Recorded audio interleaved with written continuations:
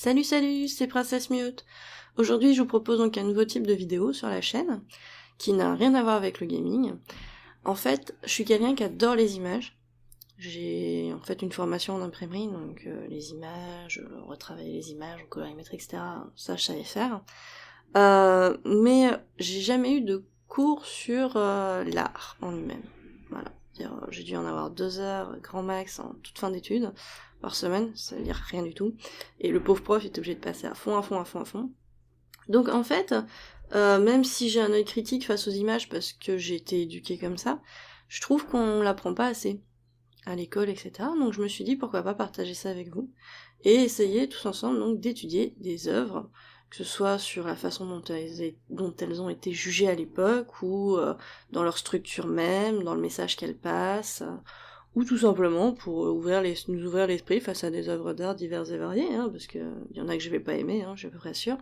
Et j'aurai sûrement besoin de vous à ce moment-là pour en parler. Ouais, surtout quand je vais pas les aimer. Donc on va commencer avec un tableau soft que j'aime bien, qui est magnifique et qui est reconnu pour étant magnifique quand même, mais qui a fait un peu scandale lors de sa sortie pour plusieurs raisons diverses et variées. Alors, on va mettre au point juste un petit dernier détail. Je ne suis pas du tout formée là-dessus, donc si je dis des conneries déjà, vous pouvez me reprendre, y a pas de souci. J'utilise 2 livres pour m'aider, et Wikipédia qui est ton ami, ton grand ami. Donc le premier livre, c'est Art 365 histoires pour épater la galerie. Et enfin, le deuxième, c'est le livre Dardar de l'émission qu'on voit à la télé, où il vous présente très rapidement et succinctement une émission. Voilà. Pas une émission. Un tableau. Alors, si je commence déjà à dire des conneries, je vous dis pas, on est mal barré. Donc, on commence avec le radeau de la Méduse, qui date de 1918 ou 1919, parce qu'il a été fait sur les 2 années à cheval, voilà. Qui est donc une peinture à l'huile sur toile, peinte par Théodore Géricault, qui est né en 1791 et qui est mort en 1824. Et le tableau mesure 491 cm sur 716. Donc c'est un sacré tableau, il est quand même immense. Il appartient au mouvement du romantisme, et il est au musée du Louvre pour ceux qui ont envie de le voir en vrai. Ça doit être impressionnant. Je crois pas que je l'ai vu en vrai, moi personnellement, je ne pense pas. À l'origine, il aurait dû s'appeler Scène de naufrage. Au final, il s'appelle Radeau de la Méduse. C'est un tableau qui raconte une tragédie qui s'est passée 3 ans avant que le peintre ne le peigne, plus précisément le 2 juillet 1816. En fait, il y a eu une frégate qui a eu un naufrage sur un banc de sable, près de la côte actuelle de la Mauritanie.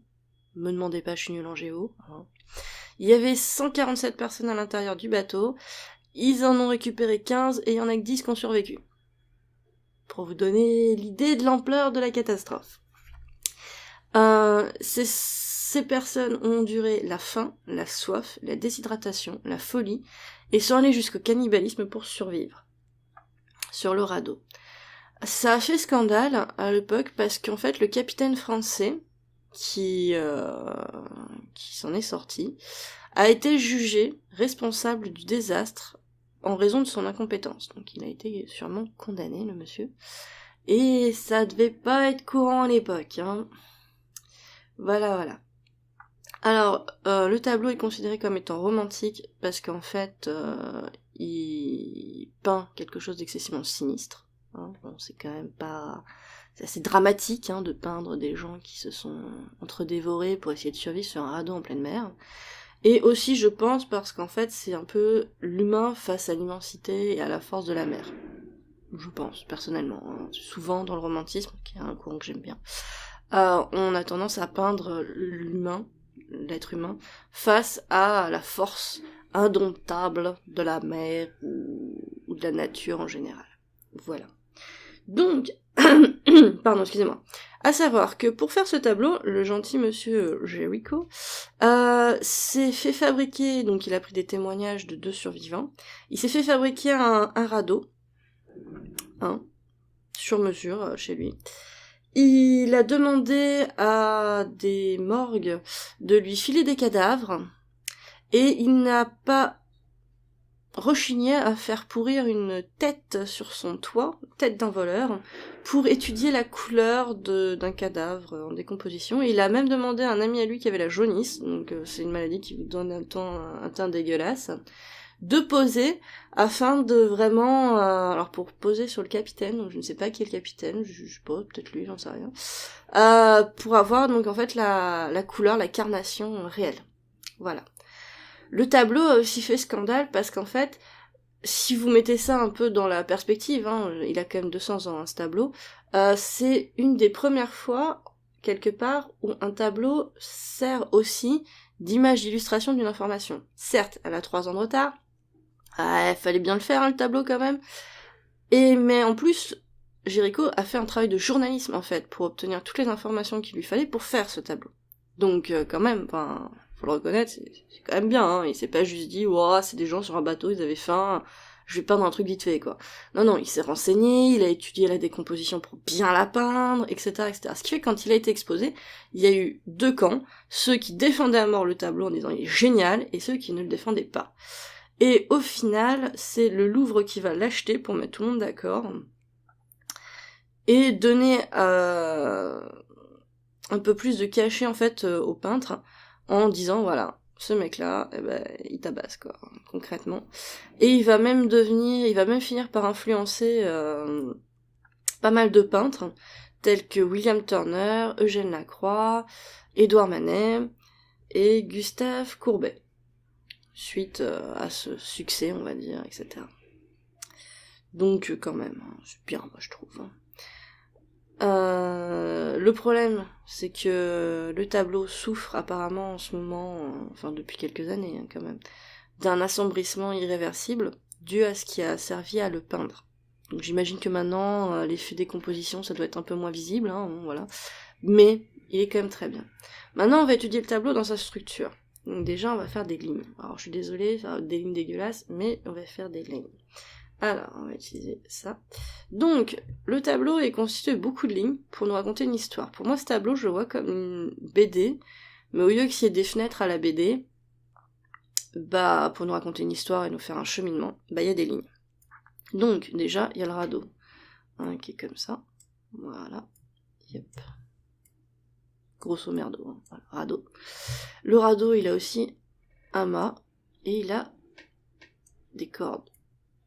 Voilà. On a la mer et le ciel, la nature. Et on a une ligne qu'on voit pas tout de suite, mais qui existe, qui est ici à peu près. Grosso merdo, plus comme ça. Voilà. Hop, attendez. On va essayer de refaire ça, parce qu'elle a ça un peu pourri. Ouais. Voilà. Hop là. Donc on a dit à peu près comme ça. Voilà. Donc ici on voit qu'il y a un point qui se forme, et ce point-là, hop là, on le voyait très bien, hein, c'était pas un point qu'on avait besoin de voir, enfin on le voyait mais sans comprendre pourquoi on le voyait, entre guillemets. Le radeau, c'est la scène principale de l'histoire, on y voit en bas des cadavres, hein, celui-là on voit bien qu'il a la tête dans l'eau, il est mort, hein. Là on voit encore un cadavre, là on voit quelqu'un qui essaie de retenir quelqu'un qui est en train de tomber, mais bon, peut estimer qu'il est mort. Celui-là, il a tellement de sale gueule que j'espère pour lui qu'il est mort. Ici, on voit des gens résignés. Hein, là, le mec, il a un peu plus rien à foutre, hein, faut l'avouer.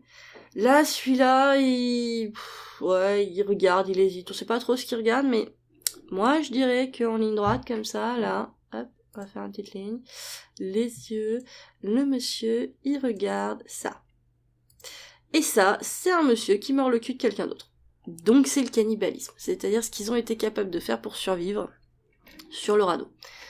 C'est pas top, hein, c'est pas top. Hein.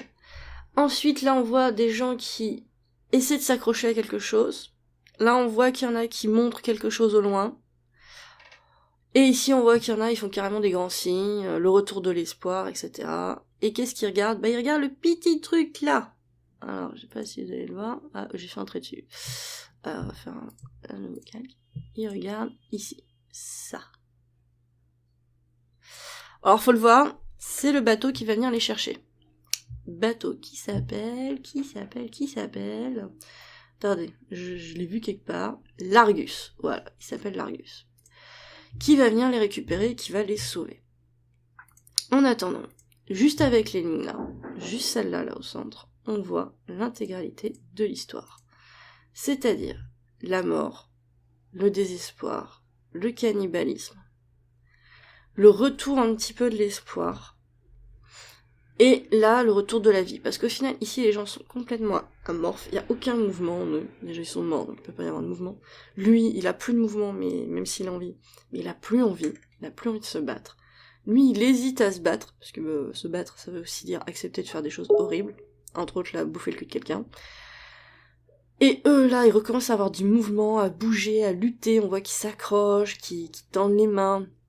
Et eux, ils bougent carrément, hein, ils font des grands gestes et tout, pour être sauvés par l'Argus.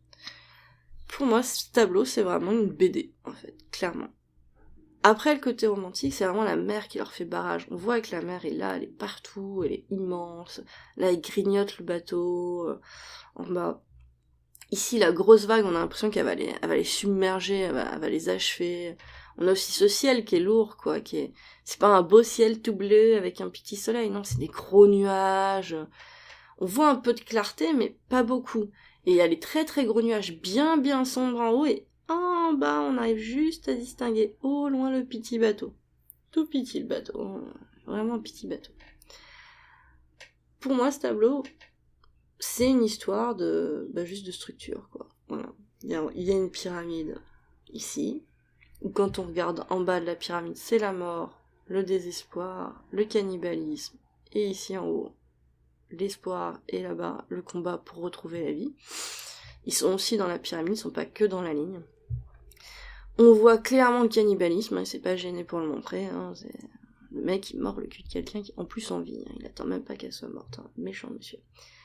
On voit vraiment bien la mort, la déchéance, etc. Et il est magnifique ce tableau. Hein. Je pense que en vue, le voir en vrai doit être quelque chose de grandiose, n'empêche. Moi, je crois pas que je l'ai vu en vrai. Hop, là, il restait une petite ligne pour vraiment montrer que c'est une pyramide. Et c'est entre guillemets la première image de journalisme. Enfin, une des premières images de journalisme qui a fait scandale. Voilà, c'est comme si on était allé sur le radeau, qu'on avait fait une photo, et... bon, une photo qui a mis 3 ans de développement, hein, quand même. Après, les couleurs, là, nous, on peut pas trop les juger, je pense que par rapport à l'époque, ça devait vraiment être poignant, on devait vraiment avoir l'impression d'être capable de sentir l'odeur du corps, du charnier, etc. Sachant que ceux qui l'ont vraiment senti, c'est ceux qui ont posé pour le tableau, vu qu'il s'est vraiment pas embêté, il a laissé les cadavres, il a mis des cadavres de rats pour l'odeur. Et les gens ont posé plusieurs heures au milieu de Maccabée en décomposition. Il est gentil, le monsieur. Mais ça donne un tableau magnifique. Faut bien l'avouer. Donc voilà, moi c'est tout ce que j'ai à dire sur le tableau. Donc la structure, la direction de l'œil qui est parfaite, le nœud ici, tout est bien encadré, on voit bien le romantisme avec la nature qui prend en fait à peu près la moitié du tableau, hein, parce qu'on peut estimer que voilà, tout ça là en bas c'est l'humain, et tout ça là-haut c'est ça s'appelle comment ? La nature. On voit 2 structures pour nous raconter l'histoire, la pyramide dramatique et le radeau avec sa ligne à l'intérieur qui est un peu entre guillemets la ligne de l'histoire et la ligne de la vie et de la mort, en bas la mort, en haut la vie. Et avec au bout la petit bateau qui dit coucou, je suis là, je viens vous sauver.